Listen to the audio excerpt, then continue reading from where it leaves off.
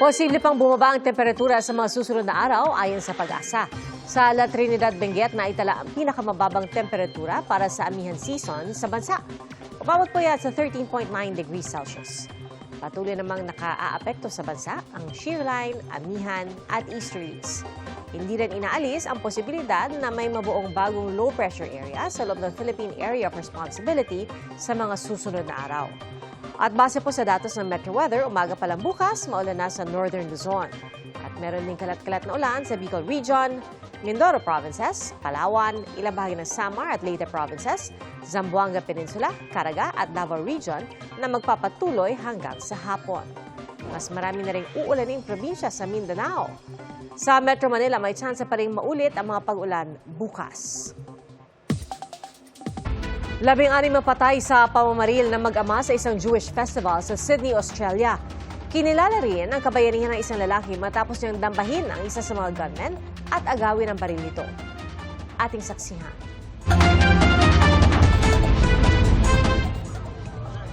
Nagkakasiyahan pa ang mga tawang ito sa Bondi Beach sa Sydney, Australia noong linggo.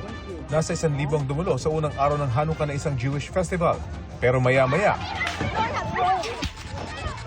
umalingaw-ngaw ang sunod-sunod na putok ng baril at sigawan. Napakaripas ng takbo ang mga tao. May mga nagtago sa tabi ng hagdan o kaya sa likod ng mga upuan. Pati ang mga sakay ng isang bus napayoko sa loob sa takot na matamaan ng bala. Sa di kalayuan, tanaw ang dalawang namamaril na nakasuot ng itim at nakapwesto sa isang tulay. Sa kuha ng drone, makikita na isa sa mga gunmen ang nakahilata na, habang ang isa nakikipagpatintero pa sa mga pulis hanggang sa mapahiga siya. Sa tala ng mga otoridad, 16 ang nasawi sa pamamaril, kabilang dito ang 50 anyos na suspect. Ito na ang pinakamalalang mass shooting sa Australia sa loob ng halos 30 taon. 40 naman ang sugatan at dinala sa ospital. Nagpapagaling din sa ospital ang isang residente na kinilalang si Ahmed Al-Ahmed. Itinuturing siyang bayani matapos niyang dambahin ang isa sa mga gunman at agawin ang baril nito. May tama sa braso at kamay si Al-Ahmed. Batay sa investigasyon, mag-ama ang nasa likod ng krimen na itinuturing ng pulisya na terrorist incident. Pinuntahan ng mga otoridad ang bahay ng mga suspect. Ayon sa mga pulis, mula pa noong 2015, may lisensyang humawak ng baril ang nakatatandang suspect. 6 ang rehistradong armas niya. Kasunod ng trahedya, nangakong gobyerno ng Australia na hihigpitan at rereprasuhin ang kanilang gun laws. Panawagan naman ni Israeli Prime Minister Benjamin Netanyahu, aksyonan ang nangyari. Anti-Semitism is a cancer. It spreads when leaders stay silent and you must replace weakness with action.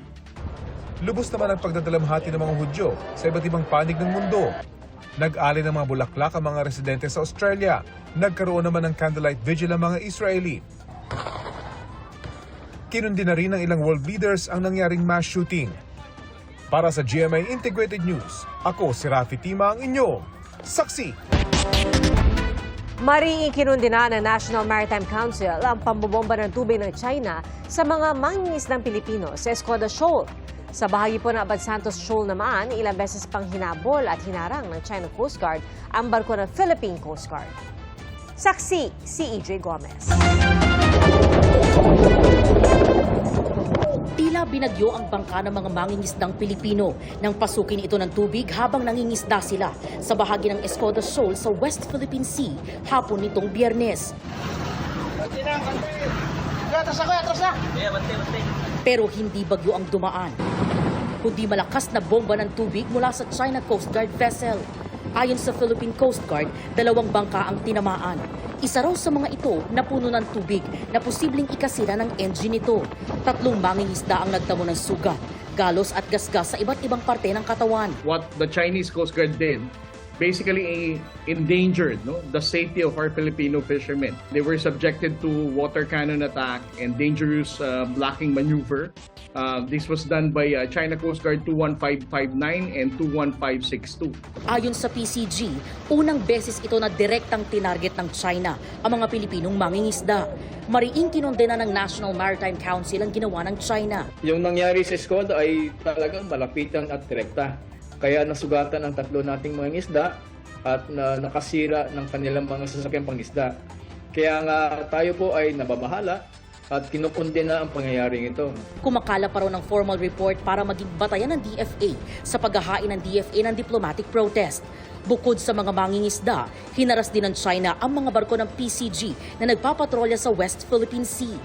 Pagdating namin noong Biyernes sa Abad Santos Shoal, na 30 nautical miles ang layo sa Escodas Shoal, 3 barko ng CCG ang agad namataan ng PCG. Dahil dito, kaya di natuloy ang planong salubungin ng PCG ang 20 Filipino fishing boats na hahatiran sana ng tulong sa Abad Santos Shoal. Dumiretso na lang pa Escodas Shoal ang ilang mangingisda at doon na sumunod ang Coast Guard mag-aalas 2 ng hapon.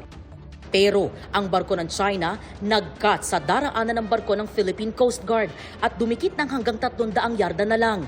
3 beses ding nag-radio challenge ang China Coast Guard. Philippine vessel 4411. This is China Coast Guard vessel 5204. You have entered the adjacent water of China.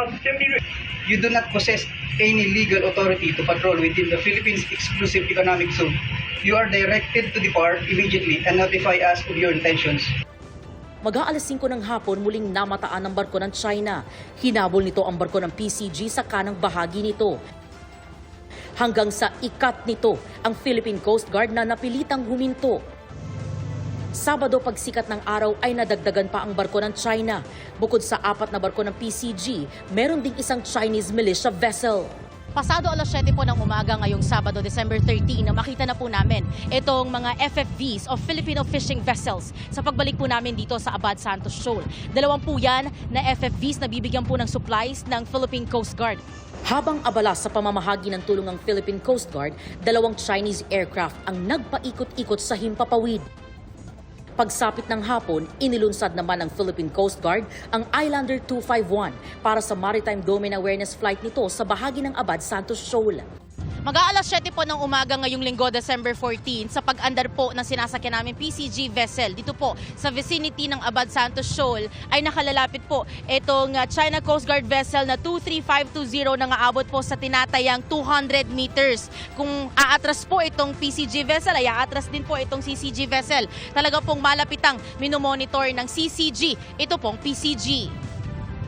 Ayon sa Chinese Embassy, base sa magkahiwalay na pahayag ng People's Liberation Army at CCG, gumawa sila ng hakbang para mapaalis ang maliit na aircraft at vessels ng Pilipinas na iligal umanong pumasok sa Sabina o Escodas Shoal at Scarborough Shoal o Bajo de Masinloc. Pero muling giit ng ating gobyerno, walang karapatan ang China sa West Philippine Sea. Illegal ang kanilang presensya sa Escodas Shoal at wala silang karapatang legal base sa international law na magpatupad ng tinatawag nilang control measures. Ang kanilang presensya sa shoal ay nagpapahiwatig pa din ng kanilang ambisyon na sakupin at angkinin ang kabuuan ng South China Sea. Kasama na din dito ang West Philippine Sea na ang Pilipinas lang ang may tanging angking soberanya, karapatang soberanya at jurisdiction. Pagsisiguro ng PCG, katuwang ng iba pang ahensya ng gobyerno ay di patitinag ang Pilipinas sa anumang pangaharas ng China. Ang ating pong Philippine Coast Guard, despite of our limited assets, we're going to strategically deploy our vessels in those areas na alam nating pinupuntahan ng ating mga mangingisdang Pilipino. And despite of the bad weather condition, the harassment, the bullying na ginagawa ng China Coast Guard sa ating mga mas maliliit na Coast Guard vessel, it will not prevent us in ensuring the safety and security of our Filipino fishermen. Mula sa West Philippine Sea at para sa GMA Integrated News, ako si EJ Gomez, ang inyong saksi. Ipinagpaliban ng Bicameral Conference Committee ang pagtalakay sa 2026 national budget ngayong araw. Dahil po yan sa nangyaring deadlock kahapon o hindi mapagkasundo ang pondo ng DPWH. Sa ipinasang bersyon ng Senado ay binaba nila sa 570 bilyong piso ang budget ng DPWH. Nakita raw kasi ng mga senador na sobra umano ang itinakdang presyo ng DPWH sa ilang construction materials. Ang kay Senate Finance Committee Chairman Sherwin Gatchalian, kailangan nila ng oras para himayin ang pondo ng DPWH. Si DPWH Secretary Vince Dizon umapilang ibalik ang tinapyas nilang pondo. Ang paliwanag niya, hindi maaaring ipare-pareho ang gagamiting presyo ng mga materyales sa mga proyekto dahil magkakaiba naman ang presyo depende sa lugar sa bansa. Ang mga kongresista naman, iginiit na mas maigi sanang ituloy ang talakayan sa BICAM habang kinokonsulta ang DPWH. Pinag-iisipan ng isang health advocate na idulog sa Korte Suprema ang binabatikos ngayong medical assistance to indigent and financially incapacitated patients. Ay kasi sa ilang kritiko, tila naging pork barrel ito dahil sa paggamit ng guarantee letter mula sa mga politiko. Ay naman kay Senate President Tito Soto, nais nilang ipaalis na ang mga guarantee letter. Saksi si Mav Gonzalez. Nitong nagdaang weekend, naging mainit ang talakayan sa Bicameral Conference Committee para sa panukalang 2026 National Budget ukol sa medical assistance to indigent and financially incapacitated patients o MAIFIP. Mula kasi sa 24.4 billion pesos sa National Expenditure Program ng Pangulo, naging 51 billion ito sa BICAM. Ang MAIFIP ay tulong medikal sa mga Pilipinong indigent o financially incapacitated na hindi kaya magbayad sa ospital. Pwede itong gamitin sa inpatient at outpatient services, comprehensive check-up, dialysis, gamot at professional fees ng doktor. Hawak ng Department of Health ang pondo ng MAIFIP. Pero sa mga nagdaang taon, lumaganap ang paggamit ng guarantee letters o GL mula sa mga politiko gaya ng mga senador at kongresista na nangangakong bibigyan nila ng tulong medikal ang isang pasyente. Karaniwang susulat o pupunta sa opisina ng politiko ang nanghihingi ng GL. Hindi yan pork barrel. Hindi namin iaalaw magkakaroon. Pork barrel, medical assistance yun, diretso. Hanggat maaaring aalisin namin yung GL. Pero sa mga magiging sistema? DOH at diretso na PNL ang funding. Ang plano dito sa mga i-allow ito sa mga private hospitals. Para pwede mag-private hospital ang mga indigent patients. Lahat na mahihirap, pwede accommodate sa mga private hospitals. Pero para sa ilang taga-civil sector, walang ibang muka ang MAIFIP kundi pork barrel.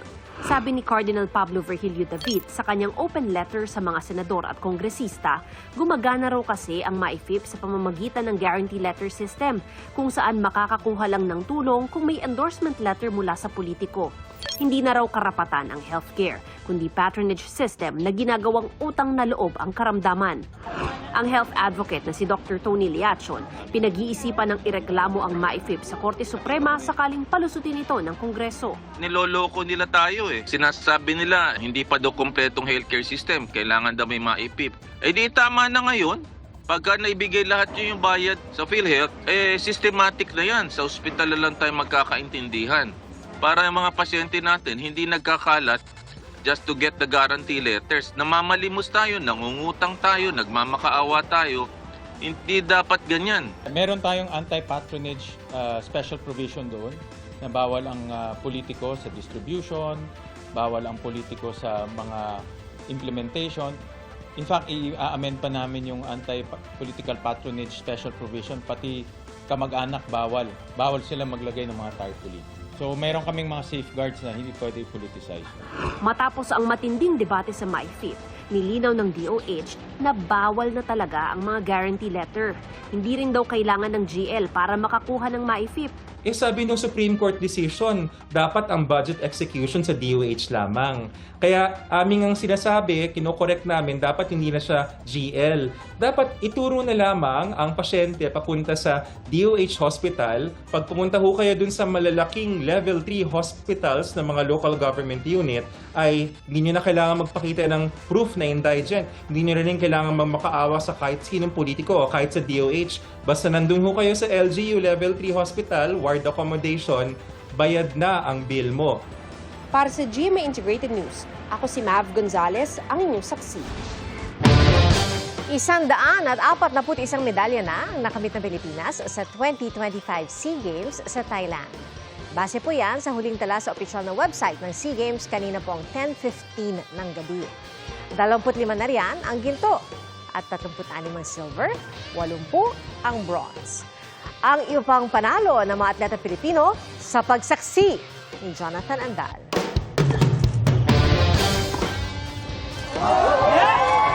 Hiyawan ang Pinoy audience ng talunin ni Filipino tennis ace Alex Iyala ang Malaysia sa quarterfinals ng women's singles sa 33rd SEA Games sa Thailand. Straight sets win si Iyala, 6-3, 6-1. Very happy with the first round. Presented good challenges. Masaya ako sa crowd. Madami nanood. Maraming salamat sa support. Sa tennis mixed doubles category, pasok sa semifinals sina Iyala at Francis Cassie Alcantara. Dagdag naman sa gintong medalya ng bansa ang tagumpay ng Pinoy Olympian weightlifter na si Elrin Ando na nabuhat ang 229 kilograms para sa 63 kilogram event ng weightlifting. Wagi rin ng ginto si Jones Liabres Inso sa men's wushu taijikwan at taijijian. Nagkamit din ng gold si Usain Lorania para sa men's 800-meter final. Si Usain ang ikatlong nagkamit ng ginto sa athletics team. Record-breaking din sa kasaysayan ng Philippine sports ang Philippine Judo team nang magwagi ng gold sa Judo Mixed Team event. Kauna-unahang ginto ito ng Pilipinas sa nasabing judo event. 4 na ginto naman ang nakuha ng Team Pilipinas para sa practical shooting. Dahil yan sa galing ni na Rolly Nathaniel Texon, Edsel Gino, Erin Matea Nicor at Genesis Pible. Kahapon, emotional backstage ang kauna-unahang Olympic gold medalist ng Pilipinas, ang weightlifter na si Heidelin Diaz. Bigo kasi siya makakuha ng medalya sa SEA Games ngayong taon, bagaman pang-4 siya sa ranking. Nagsasorry ako kasi I did not win any medal for the Philippines this SEA Games. May injury ako and nahihirapan ako mag-drop weight. It's not an excuse. But at the end of the day, hindi ako sumuko. Nag-prepare ako and I'm happy to represent our country. Mula rito sa Bangkok, Thailand, ako si Jonathan Andal ng GMA Integrated News, Philippine Olympic Committee Media, ang inyong saksi. Mga kapuso, maging una sa saksi. Mag-subscribe sa GMA Integrated News sa YouTube para sa iba't ibang balita.